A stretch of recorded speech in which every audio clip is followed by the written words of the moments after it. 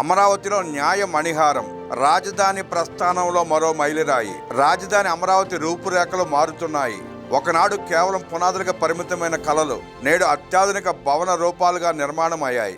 ఆదివారం నాడు సుప్రీంకోర్టు ప్రధాన న్యాయమూర్తి జస్టిస్ సూర్యకాంత్ చేతుల మీదుగా ప్రారంభమైన హైకోర్టు న్యాయమూర్తుల నివాస సముదాయం కేవలం ఒక భవన నిర్మాణం మాత్రమే కాదు, అది ఆంధ్రప్రదేశ్ భవిష్యత్ ప్రగతికి, న్యాయ వ్యవస్థ పట్ల ఉన్న గౌరవానికి ఒక సజీవ సాక్ష్యం.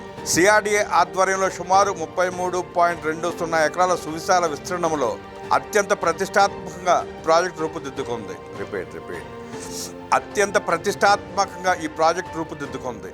210 కోట్ల రూపాయలతో నిర్మించిన ఈ 36 బంగళాలు న్యాయమూర్తుల హోదాకు తగినట్లుగా ఆధునిక హంగులతో అలరారుతున్నాయి. ప్రతి ఇల్లు 7,841 చదరపు అడుగుల వైశాల్యంతో నిర్మించబడింది.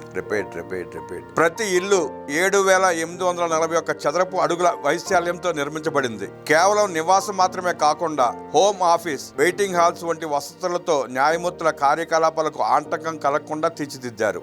భవిష్యత్తులో పెరిగే న్యాయమూర్తుల సంఖ్యను దృష్టిలో ఉంచుకుని మరో 13 బంగళాల కోసం అదనపు స్థలాన్ని కేటాయించడం ప్రభుత్వ దూరదృష్టికి నిదర్శనం. ముఖ్యమంత్రి శ్రీ నారా చంద్రబాబు నాయుడు, హైకోర్టు ప్రధాన న్యాయమూర్తి జస్టిస్ జగత్ సింగ్ ఠాకూర్, ఇతర సుప్రీంకోర్టు, హైకోర్టు న్యాయమూర్తుల సమక్షంలో జరిగిన ఈ వేడుక అమరావతికి ఒక కొత్త శోభనిచ్చింది. ఈ సందర్భంగా జస్టిస్ సూర్యకాంత్ మొక్కలు నాటడం ప్రకృతితో ముడిపడిన అభివృద్ధికి సూచికగా నిలిచింది. న్యాయ వ్యవస్థకు తగిన మౌలిక సదుపాయాలు కల్పించడం అంటే ప్రజాస్వామ్య పునాదులను పటిష్టం చేయడమే.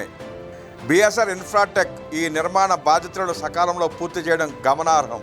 న్యాయమూర్తుల నివాసాల ప్రారంభంతో అమరావతిలో పరిపాలన మరియు న్యాయ విభాగాల కలయిక ఒక పూర్తిస్థాయి రాజధాని రూపాన్ని తీసుకువస్తోంది. ముఖ్యమంత్రి చంద్రబాబు నాయుడు ఈ ప్రాజెక్టును పర్యవేక్షించి ఒక నివాస గృహాన్ని స్వయంగా పరిశీలించడం ఈ కార్యక్రమం యొక్క ప్రాముఖ్యతను చాటి చెప్పింది. అమరావతి మళ్లీ ఊపిరి పోసుకుంటోంది. నేడు ప్రారంభమైన ఈ నివాస సముదాయం రేపటి అభివృద్ధికి పునాది. న్యాయమూర్తుల రాకతో ఈ ప్రాంతం మరింత చైతన్యవంతం కానుంది. రాజధాని నిర్మాణం కేవలం ఇటుకలు, సిమెంట్తో కూడినది కాదు, అది కోట్ల మంది ఆంధ్రుల ఆకాంక్షల ప్రతిరూపమని ఈ వేడుక మరోసారి నిరూపించింది.